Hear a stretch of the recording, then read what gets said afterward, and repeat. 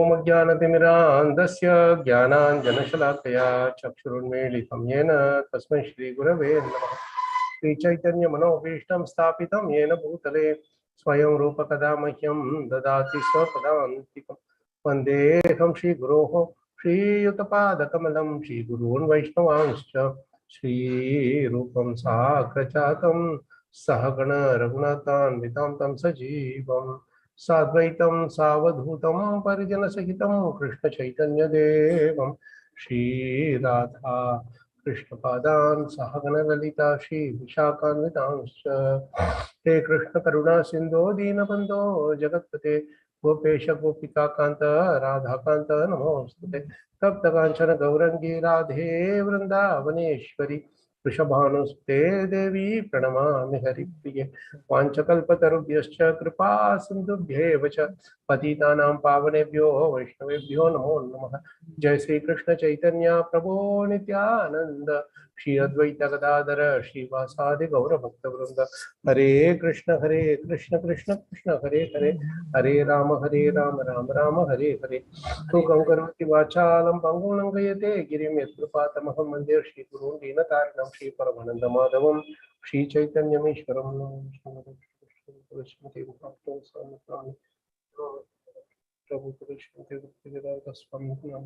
नमस्ते सारस्वते देवे गौरवाणी प्रचारिणे विशेषशून्यवाद पाश्चात्य दीक्षिता।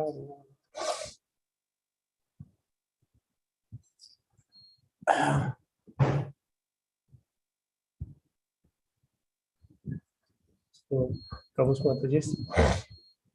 So yesterday we couldn't connect because everybody was tied up, of course. I just wanted to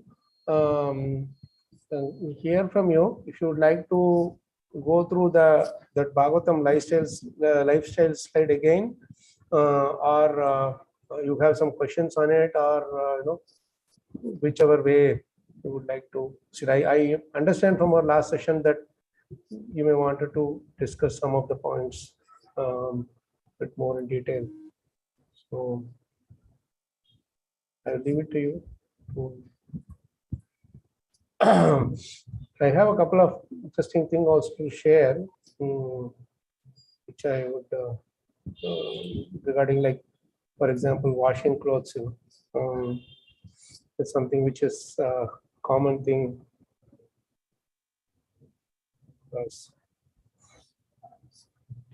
It's a common affair for all of us. Some of us use machines, some of us use hands, some of us use maids, depending on our time and other things, constraints. So one day, my Guru Maharaj, he called me over and he explained the science of washing clothes. So that is something which I wrote in this Grantraj in the forum also, where I put those points as per Maharaj's instructions. So I thought I can share that as also one of the important points when it comes to this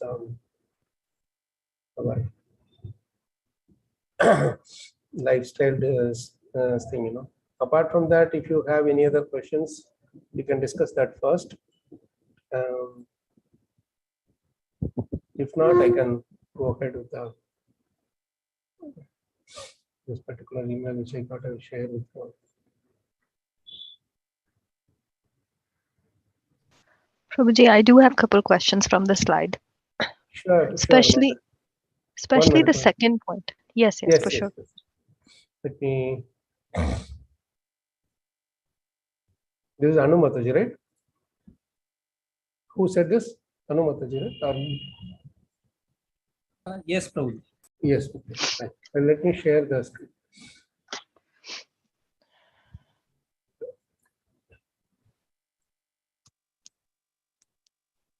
Okay. So you said second point. First is the loan-free life. Yeah. Be simple and straightforward in your dealings with all the living entities. Be genuinely loving towards everyone. Don't have any corners in your heart. All the dirts get accumulated in the corners and disturb our mind. So disturbed mind, we cannot study Bhagavatam peacefully. Yes, Mataji. Prabhuji, clearly we are not simple and straightforward. Otherwise, Bhagavatam would have synced in very well. Yeah. So I actually want to elaborate on practically what do you mean by A, simple, B, straightforward. And also, when we are saying genuinely loving towards everyone, obviously it's teaching being equipoised and seeing everyone equally. But then the other point I wanted to discuss is do not have any corners in your hearts. The way we are or the way our lives are structured, even if we don't try to keep corner in our hearts, somehow the dealings are this way that the corner in our hearts comes and stays and they do not go. How do we handle that then? And then yes, then the mind is disturbed, of course. Yeah. Then the how do we problem is handle that? the problem is pretty obvious. The solution, we are just wondering how to go about, isn't it? This were first question about simple and straightforward. It's like Maharaj always used to say something that when we have faith in Krishna, we will be simple. We have faith, but the faith is not unflinching. Maharaj used to give a very nice example of flinching and unflinching. Suppose somebody throws a ball at you, immediately we just move aside. That is called flinching. We flinch away so that it doesn't hit us. But unflinching means we have faith that yes, that ball is coming, but Krishna willing, it will not hit us. We just we are just busy with our sadhana. We don't unduly worry about. We have to make our precautions, whatever. But one thing also we should understand that whatever precautions we may have in this world, still, if material energy wants us to finish us, it will finish us. So that remembrance should be there. That we have to be very clear with that thing. We can't be in our cuckoo's land that I made all the arrangements, now nothing will happen to me. I can be peaceful in studying Bhagavatam. That won't work at all. That will never happen. The waves will never stop in the ocean. Problems will keep coming. So accepting this is one of the symptoms of one who is simple. And when I do commit some mistake, instead of trying to cover it up and trying to justify it or like that, when I simply accept it, yes, I did this mistake, I'm extremely sorry. That is simple. Otherwise, I will have to do cover up or lying, or I'm not straightforward there. See, the moment I say that yes, I am at fault, there is nothing more to do there. Yes, that's humble too. Exactly. So true. And then you don't. And once you ask forgiveness, it will not be in our head. That's what is corner. But once I start lying, I will keep on have to cover up one lie after another, and I have to remember all of them. Once one of the one very nice disciple of Prabhupada, this Harivilas, who told a very interesting statement that if you always speak the truth, you don't have to remember anything. That's a very sweet statement, If you always speak the truth, why should I have to remember, this lie I told here to this person, I told some other lie to another person. So I have to match the two. And if there is no coherence, then it will be a problem. So much I have to remember, isn't it? True.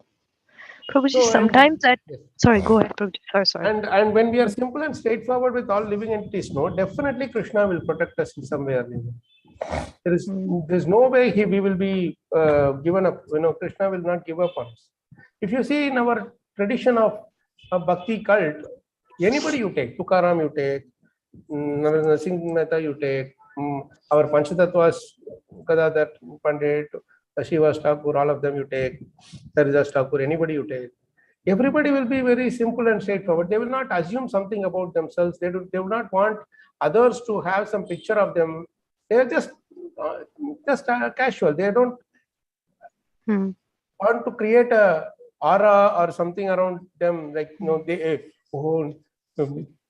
Nityananda Prabhu is a very dangerous person. Oh, Haridas Thakur is very, very deep in his holy names. Sanatana Goswami is a great scholar. Nothing of that sort. They were very simple at heart. Simple means they didn't assume anything about themselves or about others also. You see?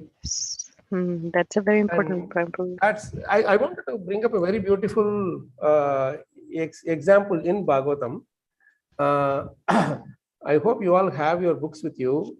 If not, you can check in the in the online database. There is somebody whom we don't really think much about. That is Ambarish Maharaj's father. When his father, Ambarish Maharaj's grandfather, he had a few sons, and Ambarish Maharaj's father is one of the sons. Okay, so the other sons of this Ambarish Maharaj's grandfather, they tried to cheat Ambarish Maharaj's father. His name is Nabaga. Ambarish Maharaj's grandfather's name is Nabaga, and Ambarish Maharaj's father's name is Nabaga. Okay. So that story is a very deep and insightful story. Maybe I'll just try to bring that up. Hold on. You are able to see my screen, I guess. Yes, Prabhuji. Yeah. This is something very unspoken story, but very deep message in it. You will just read the translation only, not the purport.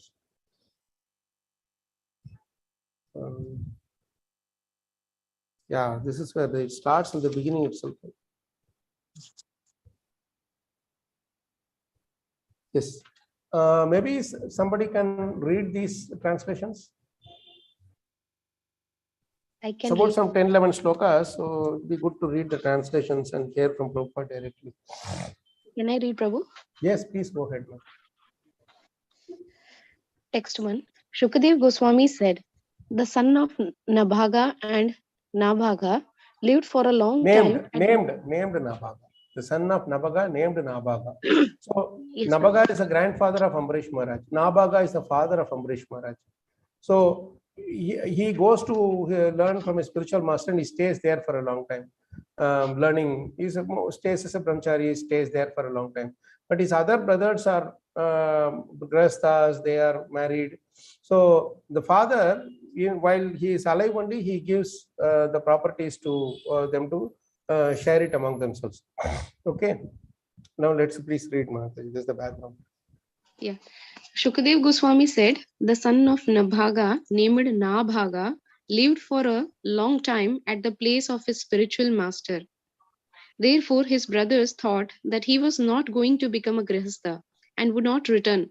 Consequently, without providing a share for him, they divided the property of their father among themselves.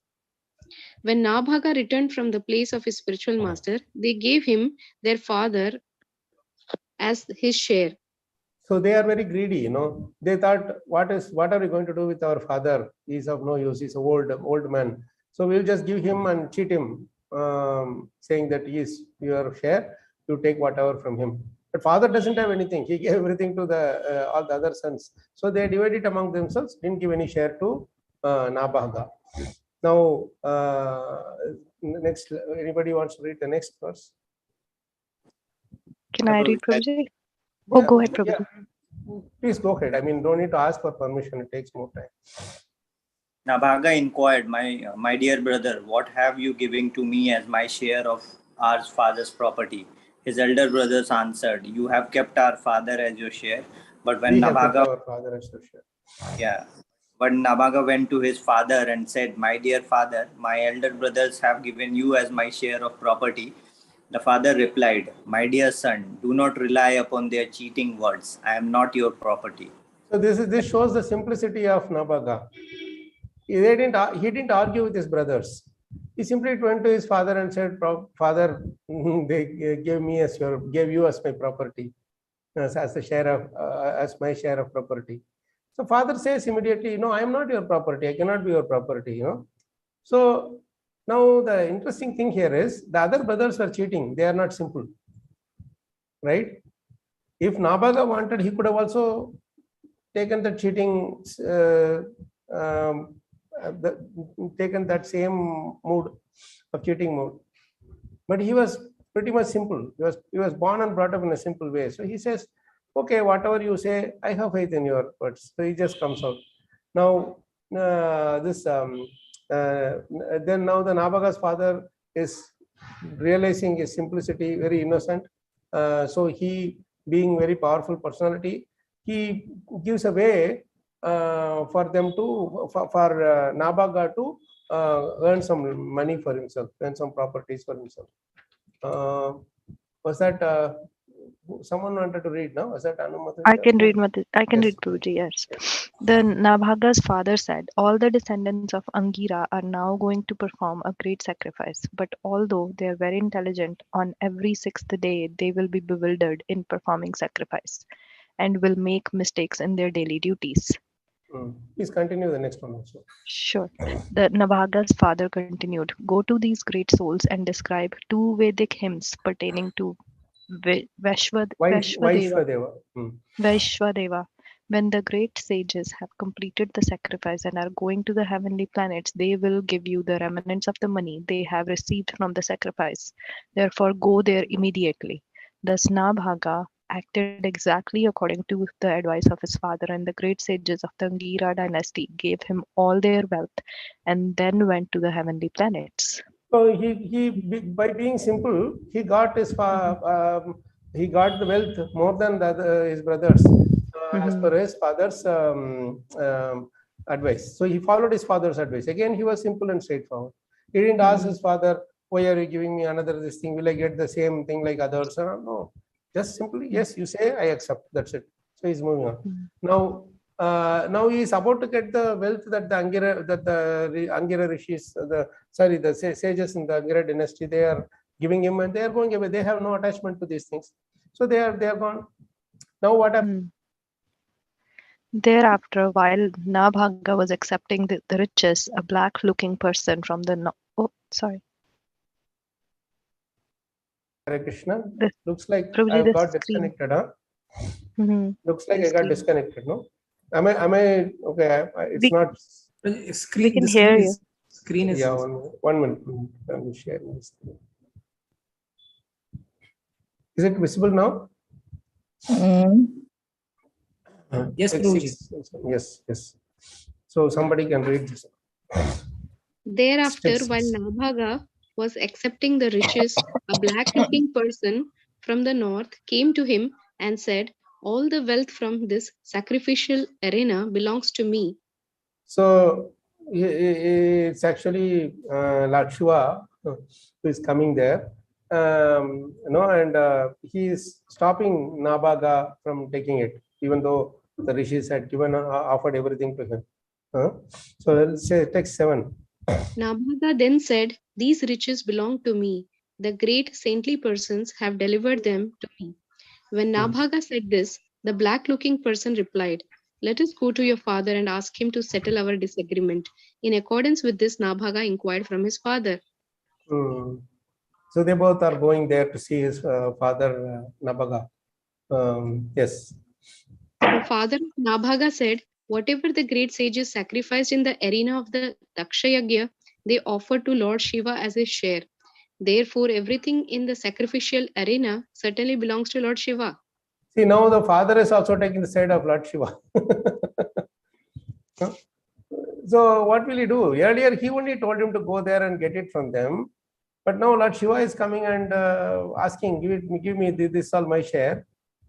And the father is also telling the same thing. It all belongs to Lord Shiva. You just give it to him. Now let's see. Now he is not arguing with his father. What, father, you told me earlier it will be mine, and now you are changing sides. No, he doesn't ask anything. This is again simplicity. Now let's go further. Thereupon, after offering obeisances to Lord Shiva, Nabhaga said, O worshipable Lord, everything in this arena of sacrifice is yours. This is the assertion of my father. Now, with great respect, I bow my head before you, begging your mercy. See, now this is again obedience. He's completely surrendered. Whatever his father said, he just said, okay, you say this, I am following it, that's it. And this is my father has asserted this thing, everything belongs to you, because they offered everything to Vaishwadeva, you are the Vaishwadeva.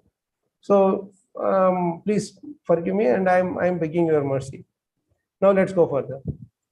Lord Shiva said, whatever your father has said is the truth, and you also are speaking the same truth. Therefore, I who know the Vedic mantras shall explain transcendental knowledge to you. Next Lord one. Shiva said, now you may take all the wealth remaining from the sacrifice, for I give it to you. After saying this, Lord Shiva, who is most adherent to the religious principles, disappeared from that place. And let's read the verse number 12 also. If one hears and chants or remembers this narration in the morning and evening with great attention, he certainly becomes learned, experienced in understanding the Vedic hymns, and expert in self-realization. So that's the Falashruti of learning this small story. So now you see, by his simplicity and straightforwardness, how Nabhaga was able to not only get the wealth, obtain the wealth with the blessings of Lord Shiva, but also he, in addition to that, he also explained, learned the transcendental knowledge from Lord Shiva. Shiva is the Vishwaguru. He learned the transcendental knowledge directly from him. You see, this is the beauty of being simple and straightforward. This story is an amazing story. I really marvel the story even more than Ambarish Maharaj's story, because of course Ambarish Maharaj is coming from this lineage, so he also carries the same simplicity and straightforwardness.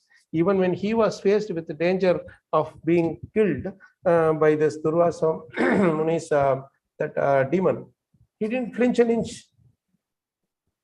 See, because of which they get even more mercy, more blessings from Krishna. So here is where every step you can see how Ambarish Maharaj's father, that is Nabhaga, was so simple and straightforward. He had no corners in his hearts on his brothers. And because he was so clear in his conscience, he got more than what all others got put together. He got the wealth also that is required for his daily living, whatever, maintenance and everything. And he got the transcendental knowledge also because of his obedience. Does this story help? Yes. Give an idea of what exactly we are after? If somebody will criticize us, in our, what we will get in our day-to-day life, somebody will criticize us, somebody will backbite, somebody will push us aside, or they will do some politics with us, or they may call us, give us some different, put us into some trouble or whatever. In all these cases, if we are really taking the Bhagavatam way, which is being simple, Parikshit Maharaj was simple. He could have cursed the Shringi and his father Shamik Rishi in turn, and he could have counteracted. He could have asked Krishna, you protected me inside the womb. You can now protect me from this poisonous snake or the Brahmana boy's curse. He could have asked, but he didn't do. He said, it is completely your privilege, Krishna, that you decided to protect me when I was in the womb, and now for no reason I am cursed to death. Just fine. I mean, I don't think I am completely innocent. I am guilty, so I will repent for it, and I will do whatever it takes to be a good example for a devotee while I am leaving the body. So Vaishnavas don't take too much into their hearts, basically. They are very soft spoken, and they say, okay, if I am at fault, you want to punish me, you punish me. End of the day, I am not the body, I am the spirit soul. So that's where we don't really have all these other things that will be happening. Oh, somebody is calling something about me, somebody is creating some bad names about me. They just don't care for all these things. Their primary focus is do service to Krishna, devotional service to Krishna and his devotees, and for that, whatever it takes, they are willing to go forward. Beautiful story, Prabhuji. Thank you so much for sharing. That actually answered 3 of my questions in one go. And thank you for all these questions, by the way, because it's your questions that is triggering me to remember these beautiful stories. These are the hidden stories, in Bhagavatam, there are so many such, what do you say, not so popular stories, if I have to put it that way. We will be very famous.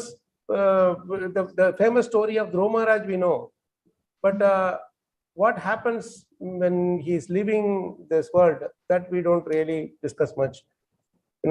We talk about Prahlad Maharaj's, that Hiranyakashipu and Nrsimhadev so much, but then we also need to discuss about that conversation between Prahlad Maharaj and that Avadhut Brahmana later, the chapters. That's so full of teachings. Like this, there are many hidden stories inside Bhagavatam, which are not very popular, but that's very deep in meaning. And we see that, Ambrish Maharaj's simplicity comes from his father and grandfather. His grandfather also is not telling that you go and fight with your brothers, they are cheating you, you have to take it from them, don't leave them. And he doesn't give all that instruction. Okay, they've cheated you, that's fine. You just do this, you just go here. There are so many other ways to get wealth. Don't go and fight with them. My Guru Maharaj many times told us that if somebody in our own devotee friends whom I know, many places where the family will cheat them, or their own spouse would be cheating them, or children would be cheating them, you would say just forget about all that stuff. Don't unnecessarily waste your time in fighting with them and all that. It's not worth it. You, Krishna will give you Lakshmi in so many different ways. You just leave it alone. Your time is very essential. If you keep that in your head, nothing will go inside. Your Bhagavatam book will be in front of you, but nothing will go inside your head. So that is a waste of time. So we have to be really careful about our time that we have, because wealth gone we can earn later, but time gone we cannot earn. So actually that story itself taught so many duties like simplicity, surrender, humility, so many things that we can learn from the story. Yeah. So we have full faith in Krishna, and that way we don't have to struggle too much that, oh, Krishna says like this, will it happen or not? All those doubts are not there. True.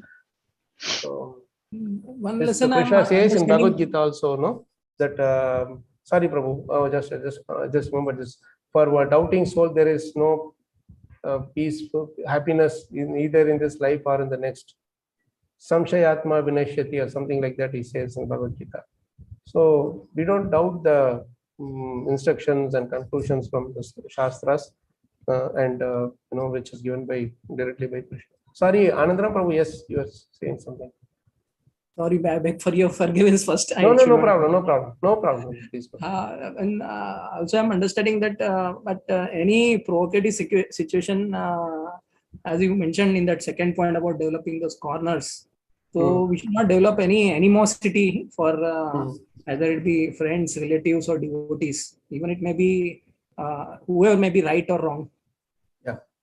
Because then we will not be able to do our bhakti properly. That animosity will be always like a grudge in our mind. Yeah. We will have to leave it as fast as possible. Yeah, very true, Prabhu. Very true. And what are we going to achieve by proving somebody is wrong and myself is right? Nothing. Today we will think something is right. 10 years later we will say that is wrong. Today we say something is wrong. 10 years later it will be right. So it's all mental concoction, right? So anything that is done by mental thing doesn't. It's not a permanent thing. Thank you, Prabhu. So as much as possible, there is a beautiful verse in the 11th canto. Let me bring it up. This is a very, very important verse to remember for keeping that simplicity. A very beautiful verse. For all devotees, Maharaj would say, for all devotees, this verse is a very, very crucial verse to remember to survive in this world. Yadidam manasa vacha chakshurbyam shravanadibihi nashwaram grihya manam cha vidhi maya manomayam. Krishna is telling to Uddhava, the material universe that you perceive through your mind, speech, eyes, ears, and other senses is an illusory creation that one imagines to be real due to the influence of Maya. In fact, you should know that all of the objects of the material senses are temporary. So anything that I am trying to create with my name, by my mind, speech, eyes, chakshurbyam, shravanadibihi, everything is nashwaram, temporary, and grihyamanam, we are catching hold of it. Something is really nashwaram, but we are catching hold of it. You let go of it, then we are free. But everything that is temporary, we are catching hold of it. It's only imagined to be real by the influence of Maya. That is why with the Maya Manomaya. My Maya is making those things, imaginary things, illusory things, to look like real thing. So we are grabbing that temporary thing, thinking that it is real. And that's when our concoctions, corners, everything starts developing more and more. So this verse is a very, very important verse to remember for lifetime. Anything that I may think something, hey, that person is bad. That is Chakshurbyam Savanadibihi Nashwaram. It is Nashwaram. He may be bad today, but he would have, that too according to me, but he may be a good person before, or to another person he may be a good person, or he may become good person in the future. Who knows? But I keep holding on to that he's a bad person, he's a bad person. 10 years I'll be thinking he's a bad person, he's a bad person. That one day he might have been bad, and from then on he would have repented and moved on, and he would have become a good person, and even fast.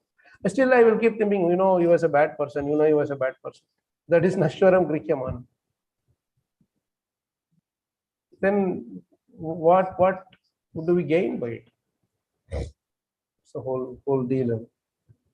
Very deep these shlokas. Now, normally, when you read Bhagavatam, we just skip these shlokas and go away.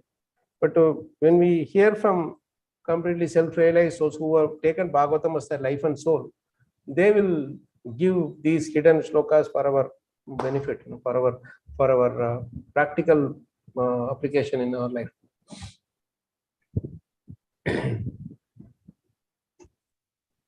I hope that helped. Yeah, sorry, somebody raised their hand.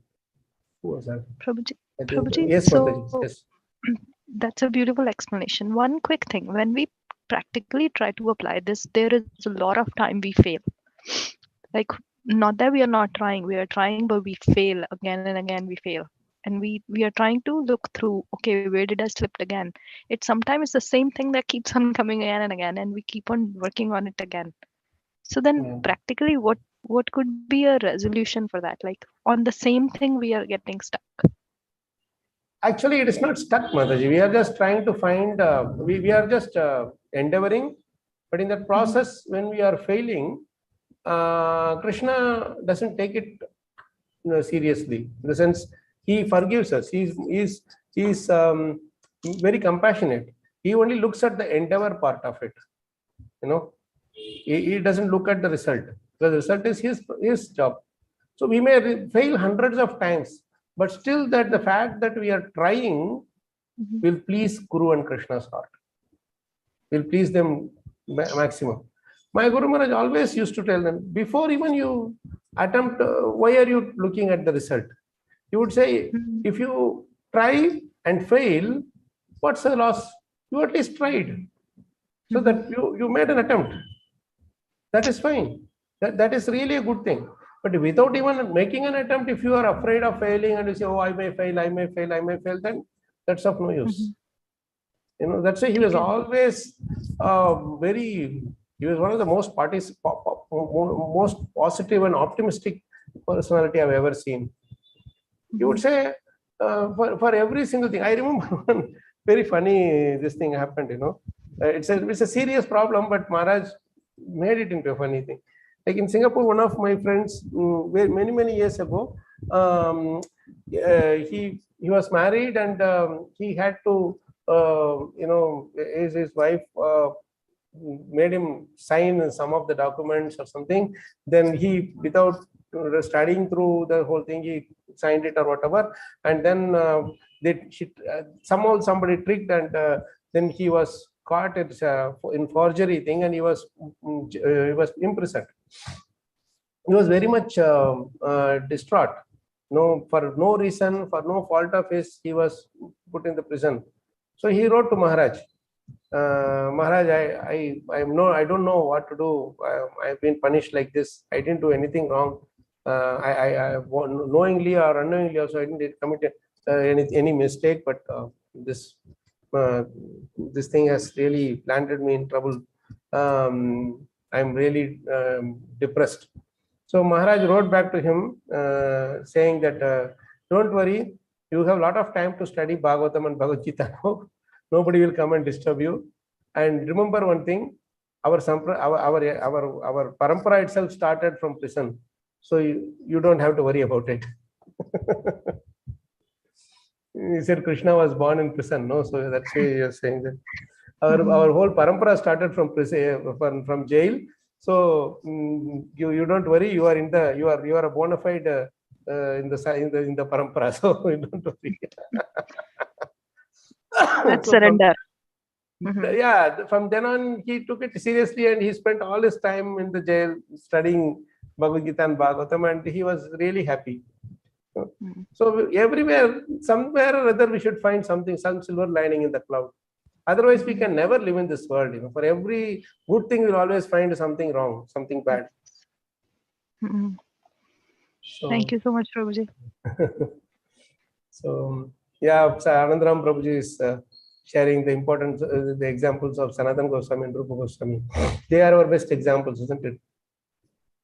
So much trouble they had to face, but they didn't really question Chaitanya Mahaprabhu or Krishna or any of their situation. They were in such high posts, they need not have to face so much of trouble, but still they went through. So, thank you. These wonderful questions and nice discussions in this. Really appreciate all your thoughts. Anandaram Prabhu, you still have some other question to ask? No, Prabhuji, point 2 is like really we should try to implement. Yeah. At least I will try to focus on that. Because immediately any emotion or ideology is hurt, immediately we develop some sort of hate or animosity or so that is one thing which is really I need to work on it. Yes, Prabhu, we are all followers of Narad Muni, So Narad Muni is like that. He doesn't have any asura idya, it is said about Narad Muni. Even same is about Goswamis. Dhira, dhira, jana, priyo, priyakaro. We have to develop a kind of a attitude towards everyone, that everybody appreciates our position. We sometimes feel that, oh, only if I support this person, I will give in his support. Later he may come for help. Or if I have to support him also, then I will. No, we just are simple and straightforward. Be in a, what is that? Truthful, auspicious, and pious. These three things should be the check mark for our speech. As long as it is truthful, auspicious, and it is pious, whatever we are speaking. So these three yardsticks we have to use for our speech. That's there in Bhagavad-gita. Krishna says that. Austerity of speech. Pleasing, sorry, not pious. Pleasing, yeah. Pleasing.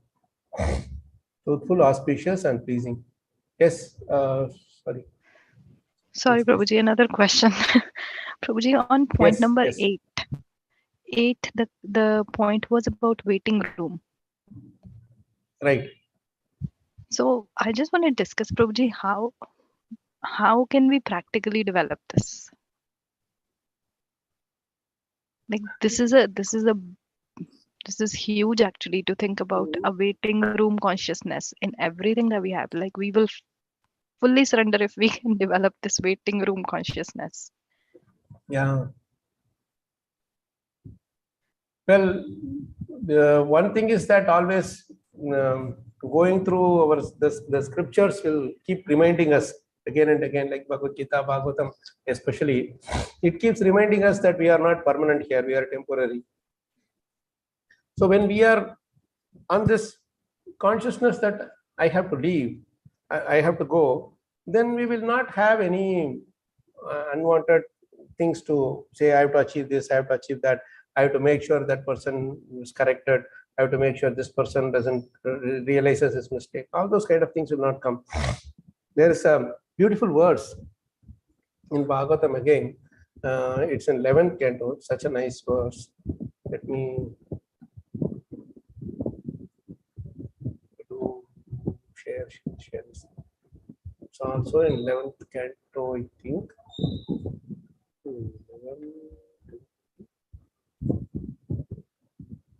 Yes, this is the shloka.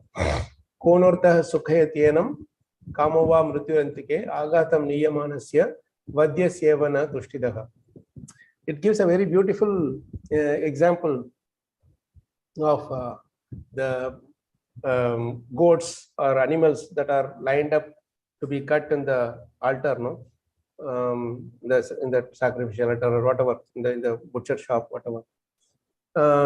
So one by one they are just cut, their head is cut, and like that we are also being led to the final thing. One by every day, every moment we are moving closer and closer to that. That's why it's saying konartah sukhayatyenam. What sukha is in this world? Kamova mrityurantike. If somebody is giving a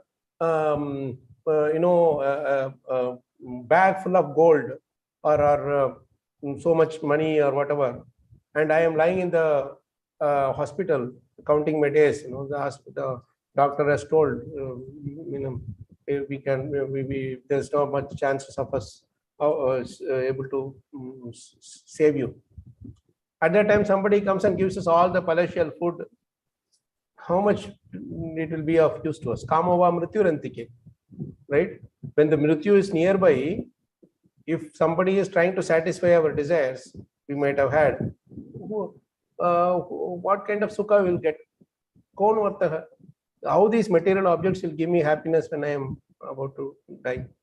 Aghatam niyamanasya. Aghatam means sacrificial altar. Niyamanasya means I'm going closer and closer to the aghatam. Vadyasyeva na tushtidaha. One who is about to be killed, he will not take pleasure in anything. That thing, none of these material things will give him satisfaction. So that's what is, this shloka is very, very powerful. When quoting this shloka, Maharaj told us this beautiful example, very real example of in Singapore. There is a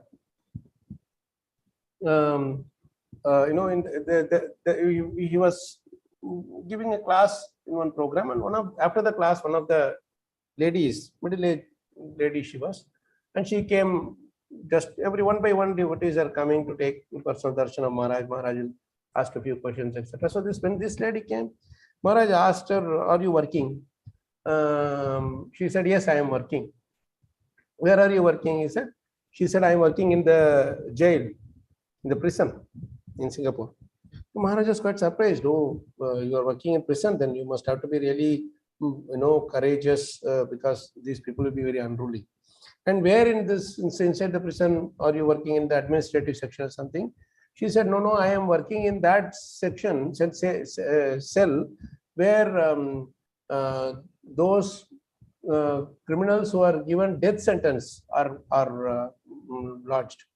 In other words, those who are sent to the the hanging and other things, they are killed for their crimes."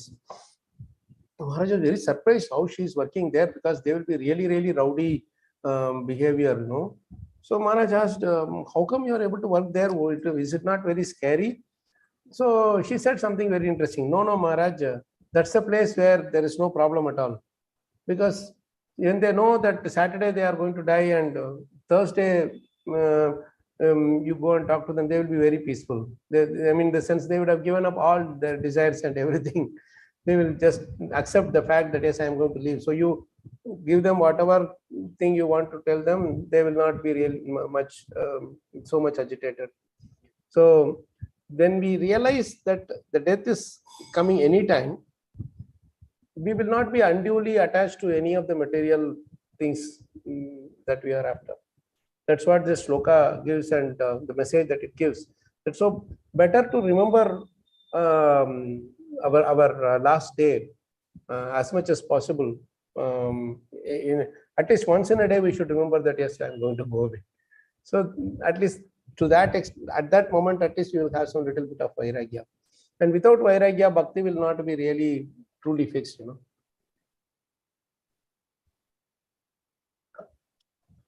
So it's very important to have both the jnana and vairagya in our bhakti. It can't be that I have bhakti, but I don't have jnana and vairagya. If you see in that shloka also, it's 1, 2, 12. I think we read this statement. See, this line is the best definition of different devotional service. Somebody would like to read this?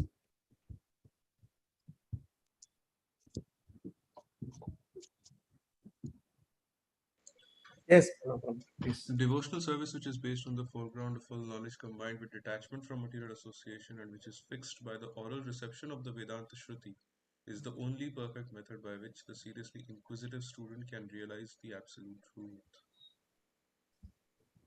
So this is the best definition of devotional service. If you see, first of all, the devotional service, the first condition, it is based on the foreground of full knowledge. So what is that knowledge? That I have to go. I am not at all permanent here. Vidhi maya manam nashwaram grihyamanam cha. Whatever we are hearing, seeing, everything is temporary. Right? Combined with detachment from material association. This is very important. This is where the vairagya comes. Combined with detachment from material association. This is where this devotional service, first of all, it should be based on the foreground of full knowledge, and it should be combined with vairagya. Not only this, now this will come and go. This knowledge and detachment will keep coming and going. But if they come and go, our devotion also will be like tottering like this. So how do we make it fixed? Fixed by the oral reception of the Vedanta Shruti, specifically Bhagavad-gita and Bhagavatam. Because Vedanta Sutra is not different from Bhagavatam. Bhagavad-gita is also the same.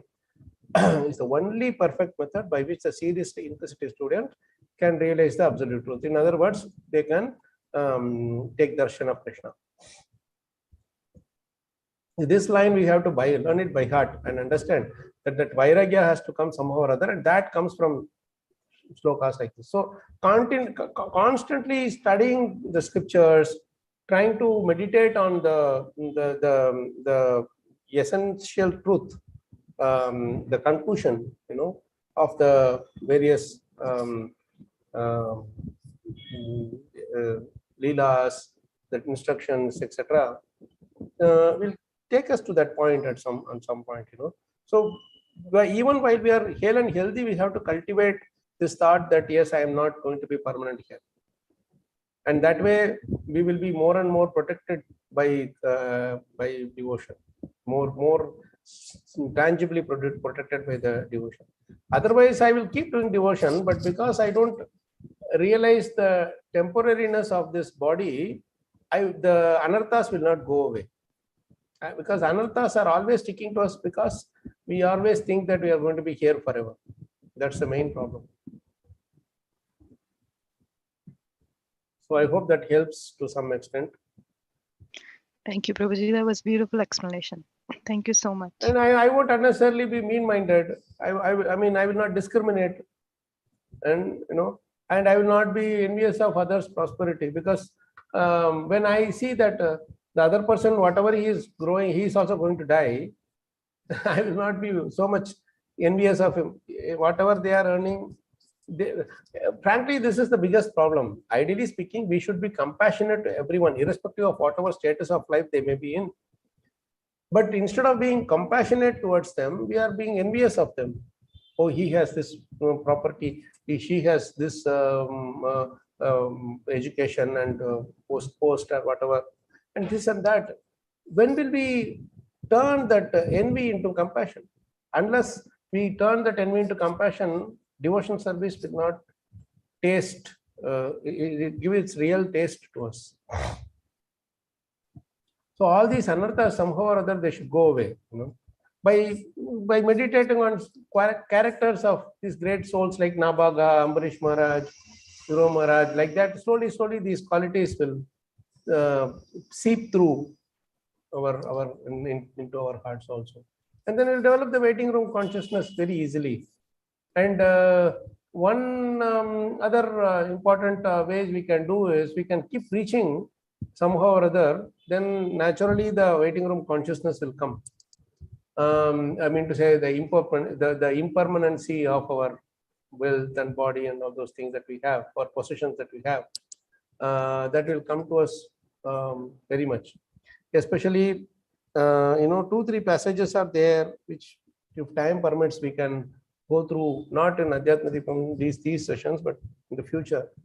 There are at least 3 sections where it talks about the futility of trying to satisfy our desires in this world. One is that Chitraketu's desire to have a child, and how that child dies, and then he laments. Then Angiri Rishi and Narad Muni comes and gives him the transcendental instructions. And then the next is when Hiranyaksha dies, his mother and sister-in-law, they lament, and Hiranyakashipu speaks this beautiful story of this Raja, the king, Suyagnya. And inside that story, Yamaraj comes as a boy and he gives a story of this, the 2 Pulinga birds. These 3 stories are very important to meditate on, to develop deeper faith in this waiting room consciousness. So that is something which I thought I would share with you. Some other time when we get a chance, we'll try to understand. These 3 stories give 3 aspects of our impermanent state in this world, and how we should accept the death as a natural progression of our life. So to from this life to the next life. So that is something which we can see later. Nice thing. And Rahul Prabhu, I think you're saying envy for a person is similar to envying some aspect of Krishna. Very true. Very true. That's so nice statement that you made, Prabhu. Because everybody is part and parcel of Krishna. Amai Vamso Jiva Loke, Krishna says. So when we envy somebody, it's some aspect of Krishna that is there in them that we are envying. So that is really, we have to somehow or other get out of that envy. Because it's the envy that brought us here and keeping us tied into this material world, life after life. So this particular treasure that we got, the treasure of bhakti, treasure of the association with Prabhupada and his sincere followers through especially his books, are the greatest magic. This I don't know in one more life you will get it or not. So better to take advantage of this rarest of rare opportunity to the best of our ability. And doesn't matter whether we have failed or pass in this in the test.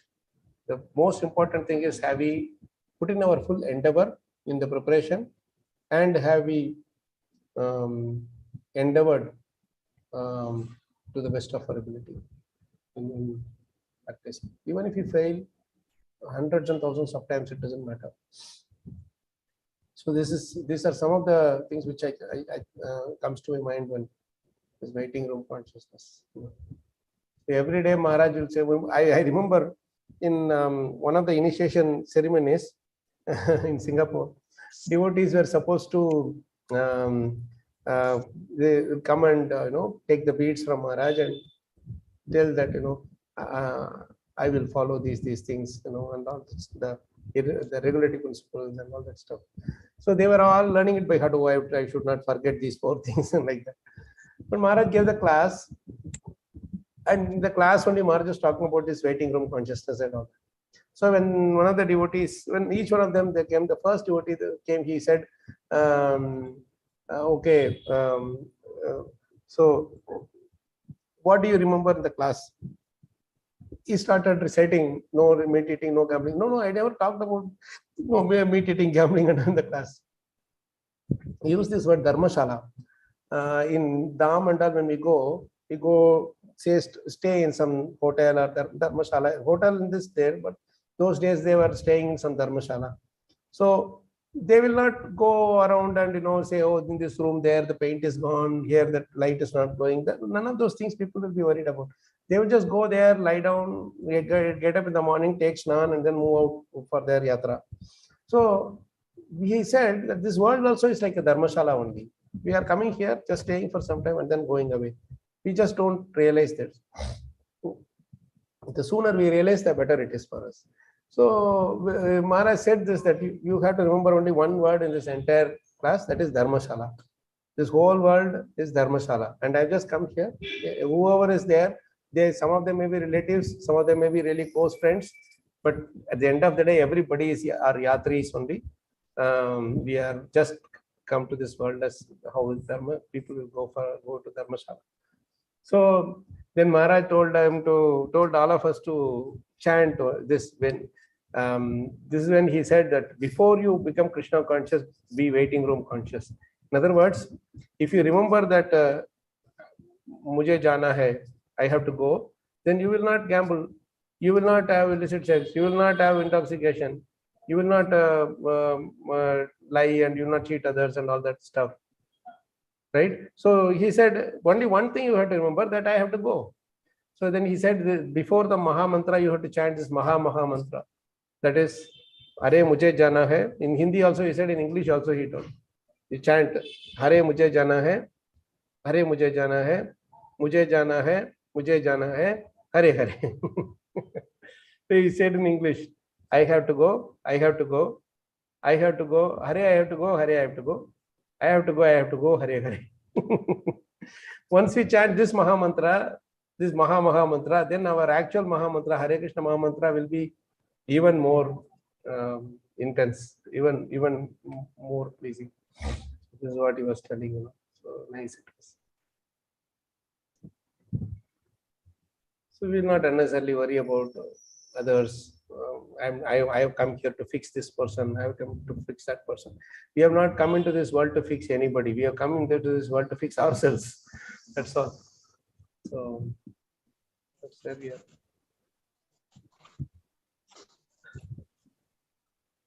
Beautiful points, Prabhuji. Thank you so much.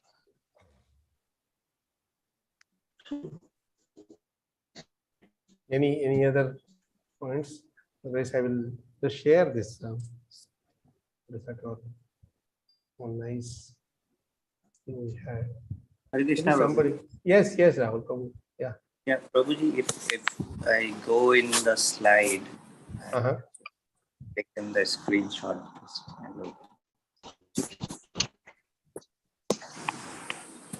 Yeah, in the slide 3, Prabhuji, it is said, if you are paid ₹50 as salary, your work output should be worth 100. But Prabhuji, in these days, if you see the work profile, like it is all target oriented. If our output is 100, they will demand 200. So means their demand is like we can never fulfill their demand. So how to survive, because we have to manage people. Prabhu, I think I mentioned this in the last session when we had this thing. What actually it means is that you just work honestly so that when you come back home, you should not feel guilty that I have not worked enough for my role or whatever I've been paid for. You get what I'm saying? We should be completely satisfied that I have worked for whatever I have been paid for. That's all the main point is. Okay. When he said like this, if it is 50, you have to work for 100 rupees, it means that when you are really sincere, you will love the work. So that's why he said, you love the work as you love Krishna. Don't look at your boss, don't look at how much he is getting, or he is not working, he is putting all the work on me. We can be assertive. We can just simply say that, see, I am working for whatever you are paying me, and I am working, and I have committed to work this much. I will do this.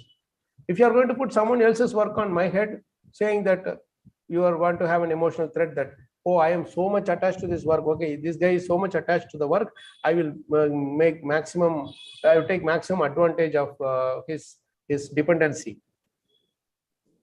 Like that, there will be some bosses. So we don't have to become slaves of the bosses. That is not what this statement makes. You get what I'm saying, Prabhu? Yeah, yes, Prabhu. So we can always be assertive and saying that, see, you give me this thing, I can only do this much. If you are going to tell me that, I want more out of you, then let's part ways. But the problem here is we have, that's why I said this point number 3 is very much connected to the point number 1. If I take too much of these loans, thinking that another 20 years I will be working, I will have this EMI, that EMI, etc., then I will become a slave to the other person, because I am worried if my job is gone, how can I pay the EMI? You see? Yeah. Correct. So that's where all these, there are definitely a lot of these things. And when I work hard, I am so much stressed that I will get all these artificial necessities, and then I will get more dependent on medicines. I will think that, I am getting this one problem, this sleeplessness or some headache or something. I will get some pills, fix the headache. And then headache will get fixed, another side effect will come. So Right. stress will be there, pressure will be there, sugar will be there. So many other things will start coming. So this is how our anti-Bhagavatam way adds all these things one by one. And then we eat at irregular timings. Then we don't get sleep properly. So many things adds on to that. But if we just simply do our work and be satisfied with whatever we are getting, and if the other person is trying to exploit me, I be assertive to him. I can't become slave and completely they can use me in whatever way they want. No, if we should be even that much detached that we should be ready to walk away if they are trying to use me too much. Have full faith in Krishna that Krishna will give something for. I am sincere. For my sincerity, somebody will give me work. Yes, Prabhu. Okay. Right? Thank you. So that thing will come automatically. Prabhupada was like that. He never felt that if I do this, what will happen to me and this and that. He was always trying. My Guru Maharaj also said, whenever we used to go and ask him, Maharaj said, you should be courageous. You should be courageous. You should not have fear that, what will happen to me here, what will happen to me there. No, this whole world is anti-Vedic. And if we also try to be anti-Vedic and try to fit in Bhagavatam into my life of anti-Vedic, try to fit into my anti-Vedic life, Bhagavatam will not be of much help. Bhakti will not be of much help. The idea of Bhagavatam and Bhakti is to take us from the anti-Vedic lifestyle and turn us into Vedic lifestyle, Bhagavatam lifestyle. Slowly we have to do. We can't take the whole thing and try to do everything together at one go. We should do it in small pills. I hope that helps, Prabhu. Yes, Prabhu. Thank you. Thank you, Prabhu. Just first and foremost, we should develop the faith in these things, which Prabhupada, many times Prabhupada mentioned it in different ways. So just at least let's develop a surface level faith to begin with. Yes, these are all true statements. I am not able to follow this, I know, but eventually at some point in life I should try to fit myself into these things.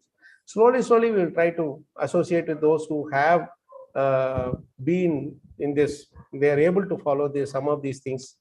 Then we will try to get inspired and try to follow the same thing. I know in Pune, for example, one devotee family, they are so wealthy, they can have the best of houses, like a palatial building as houses, frankly speaking. But somewhere in some place in the Grantaraj, we keep writing some of these quotes of Maharaj and all, Mahavishnu Maharaj. So somewhere they read that the standing kitchen, Maharaj said that the standing kitchen it will spoil our health. He says, Matajis, ladies, if they continuously stand for a long time in the kitchen, then it will spoil their health. Originally in Vedic system, it's all sitting kitchen. They will have all everything there. They will just cook, and then they will just do the offering a little bit there, and then directly from the from the stove to the plate it will come, the rotis, So when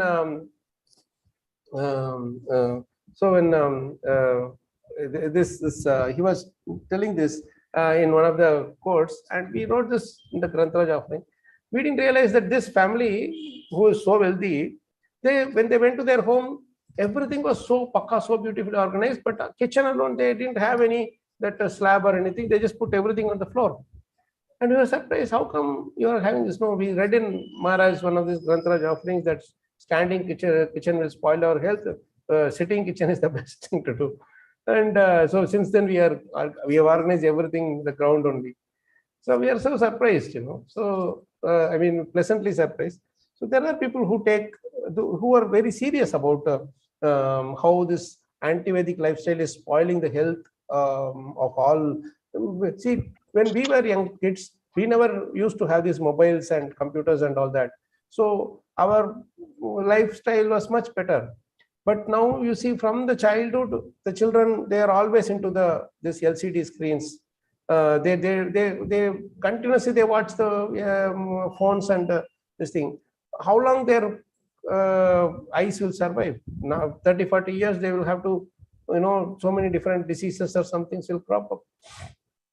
So these are all the anti-Vedic lifestyle that is pushed into our life, that we are taking it up also, just because everyone else is taking it up. So this is how we should slowly realize it and come out of it. Let me not spend much more time, and let's try to I will try to share this one nice offering, that which Maharaj spoke about, the washing the clothes, what we should be doing in this case. So can somebody read from this point? Maharaj was, we had the fortune from here on.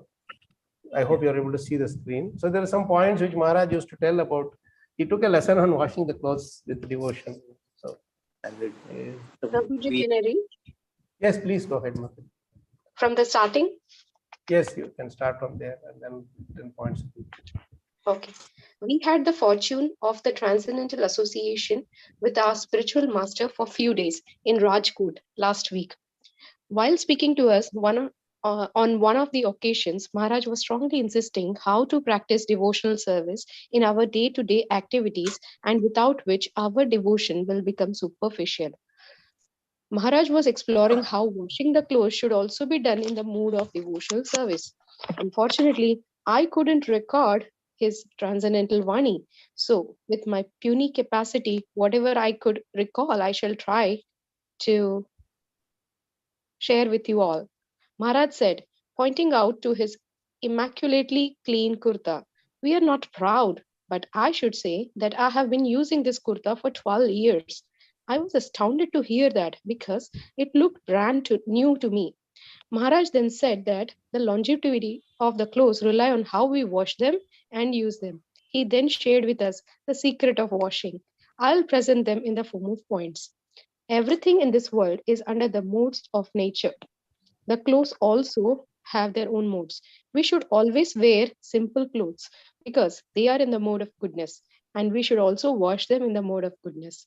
All clothes are made up of horizontal and vertical threads, otam, protam.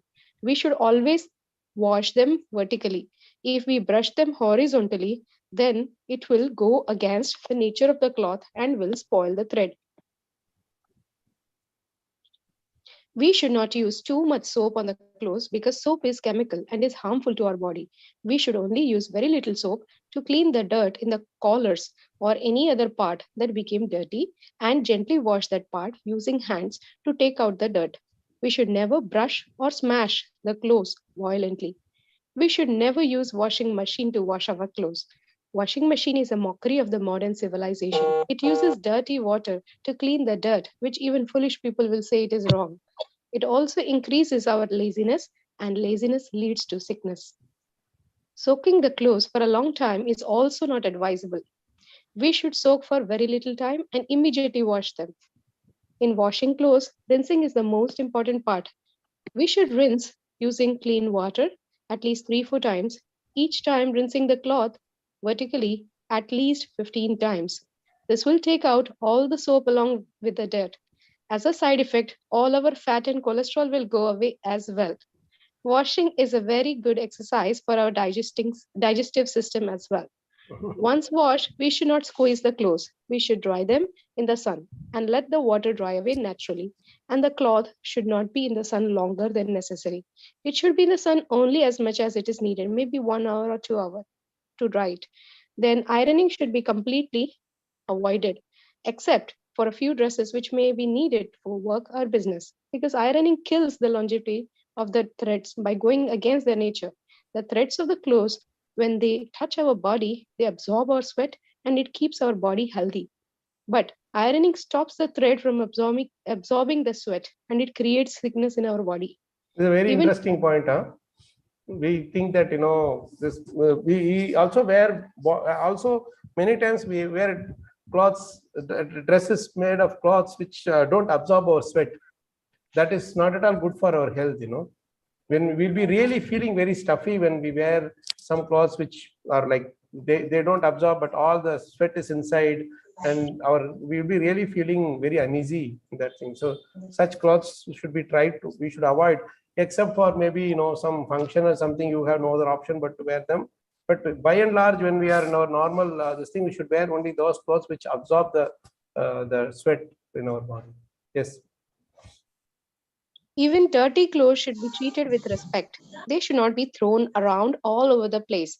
They should be neatly folded and kept aside so that they don't disturb our consciousness unnecessarily. This is a very subtle point. When we have things cluttered around, in a subtle way, it will affect our consciousness. When everything is clean and stay in the same place where they are, one thing is when we have to get it, sometime we will be able to get it easily because we know exactly what all things are where in which place. That way we don't have to keep searching around and throw the whole thing out and then try to grab something which we want to take, somewhere from inside we will drag and again dump everything back. So that way it's not it disturbs our mind after all. And the other important thing is that in our home also, you would say that we should only keep that which is absolutely essential. You would say if we just go around doing a scan of our home, more than half the things can be thrown away. They are not useful for us. But we will still be saying, hey, this will be useful, this will be useful, it will be useful, it will come handy later, it will come handy later. But actually, they will not be used at all. If we make it a practice to wash our clothes daily, then we won't keep accumulating loads of clothes for later. This is another important practical point. This will make our job simple and not bother our mind unnecessarily. Otherwise, I see a load of clothes. My God, so much to wash. No need. All we have to do is every day we wash our, the day-to-day clothes, whether it is dhoti or trousers or saris or whatever. Then we don't accumulate everything. So it's kind of it becomes a daily routine. One very strict instruction he would tell us, which I'm personally not able to follow that strictly, but he would say that before you go to the Mangalarti, your clothes should be on the cloth liner, washed and put for drying. Only then you should go to Mangalarti. Before going to Mangalarti, you should clean, wash and everything and go. Don't say that I will come back and wash and this and that. He was very particular and he followed it. He followed it till his last days. He was washing his own clothes. Whatever points he has listed here, he followed it personally himself. Yes, Mataji, please go. This is how we should practice devotional service in every activity that we do. This way, if we treat everything in this world according to their moods, in the mode of goodness, they reciprocate in the same way with us. Friendly relationship with our clothes, let them stay with us longer. If this is true for a simple thing like our clothes, then how much more true is it for our relationship with the living entities of this world? As Parikshit Maharaj rightly prays for a friendly relationship with all beings, Maitri Astu Sarvatra Namo Dvijebhyaha. Let me also pray unto my dear spiritual master who is showing us how to perform devotional service in every wake of our lives, that let me maintain friendly relationship towards all beings in this world, seeing them in relation with Krishna. Thank you very When much. we see the clothes also, when we see them in relation with Krishna, we will follow these points as much as we can. So, Prabhuji, I could actually, connect with all the points, whatever. Yeah, actually, I had clothes which I was in college which I have been using for maybe 10 years or something more like that. So I could actually connect. So nice, Mataji. Nice. Really. These are some which there are many things which he had told us over the time, that which sometimes it will look like it is not very practical, etc. But when we practice it, it is really it gives us so much relief from our problems. He was very confident of that.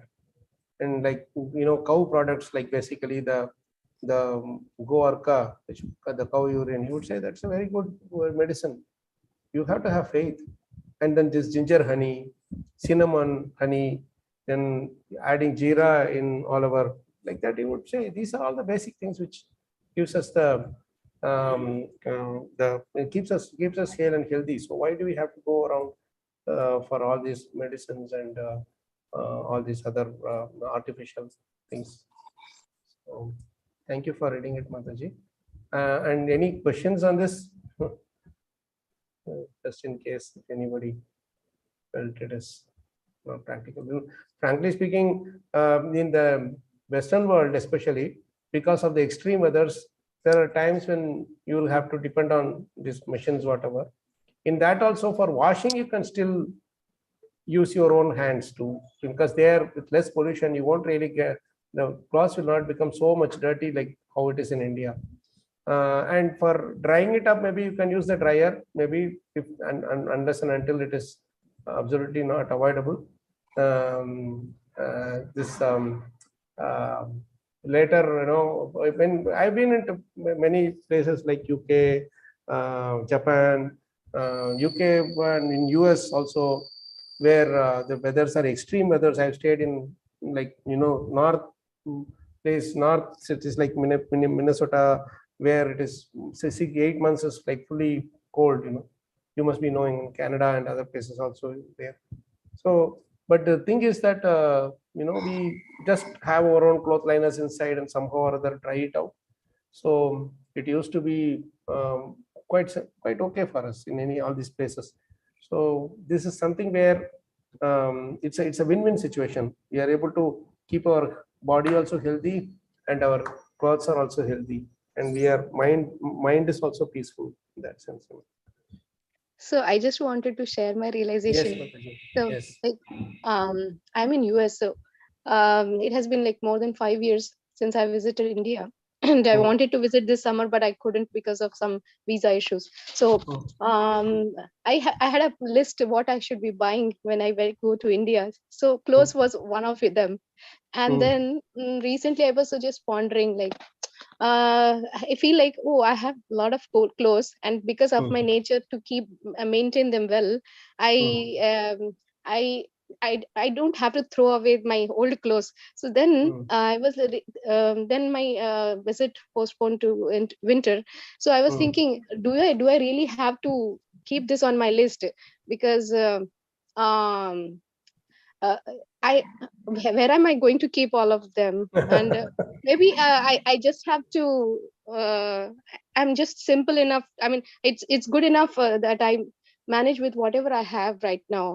And actually, it leads to simplicity. And when you maintain your clothes well, so you will reduce your needs, and you will not have to work very hard to get the things which you may need for a day-to-day living, and you can concentrate more on your spiritual life. That is also a very important thing, I felt. The other thing, suppose you have socks, no? 10 pairs of socks you will have. So when we have 1, 2 or 3 pairs, then we will think that, oh, I have 7 more pairs, so I can finish all of them and then wash them all in one go. But as you said rightly, it only increases our laziness. Instead, if I just keep using 2, 3 pairs maybe, but keep washing and every day just wash and make sure that they are there, then I don't have to use all these machines and other things. It will be much more simpler and easier. So like that, in every case, we can we can follow simplicity, and it will be really useful, and it saves a lot of unnecessary wastage of our money, because of which you have to work harder and all that. So yeah, you're right. Thank you for that nice realization, Mataji. And Narani Mataji, I think she's sharing nice thing. Before marriage, I followed the 70% of these instructions, but after marriage, 50%. Many of us are like 0%, Mataji. So you are much better off than us. Yeah. Hare Krishna Prabhu. Dandavat Yes. pranam. Dandavat pranam, Mataji. Very nice points actually मुझे भी याद आ रहा है कि जब भी हम childhood में हम जब भी हॉलीडेज होते थे तो गांव चले जाते थे. आई एम फ्रॉम सिंधुदुर्ग, सो वहाँ गोबर में काम करना, काऊ से मिल्क निकालना, और इतना एंजॉय करते थे, कुएं पे पानी निकालना, ये सब अभी मतलब मिस हो गया है. ये बहुत कुछ चाइल्डहुड में किया है. सो वो इतना याद आ रहा है. अभी हम यूके रह रहे हैं लेकिन वो इतनी याद आ रही है बातें कि कितना नेचुरल था सब थिंग्स. तभी कुछ बीमारी भी नहीं होती थी. कितना लंबा तक पानी लेके जाना पड़ता. And we would drink all types of water. There is no distilled water or mineral water. We would drink water from anywhere and nothing would happen to us. अभी तो बॉटल का भी पानी पीते तो भी बीमार. Even then we get sick. और खाना नीचे मट्टी में से कुछ गिर जाता था तो उसको उठा के क्लीन करके खा लेते थे.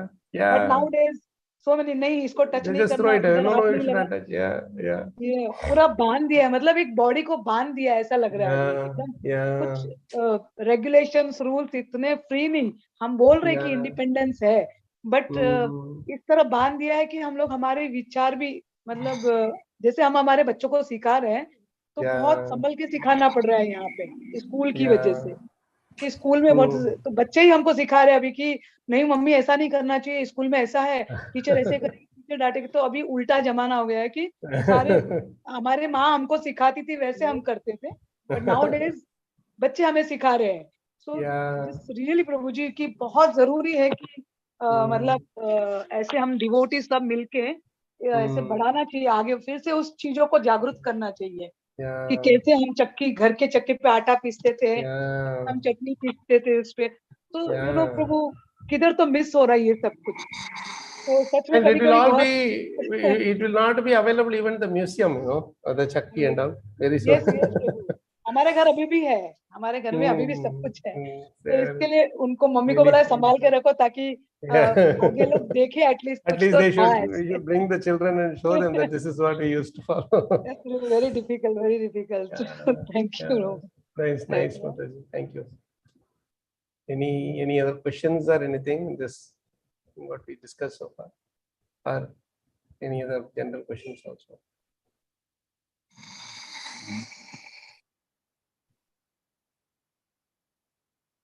It looks like we had kind of okay. So thanks that you wanted to really discuss these points again. I did share the slides, the slide with Anandaram Prabhu. Maybe he will share the image with you all. If you have any further things, we can always discuss later also. And tomorrow we'll move into the study methods and few other points also about Bhagavatam, Krishna willing. And I think with that we can stop for today. Is that okay? It's already 10:30. I know for devotees in India it is a much late time, but really appreciate and really enjoyed all your nice realizations and questions. I hope we'll continue tomorrow. Thank you very much. Stop here. Thank you very much, Prabhuji. Thank you very much.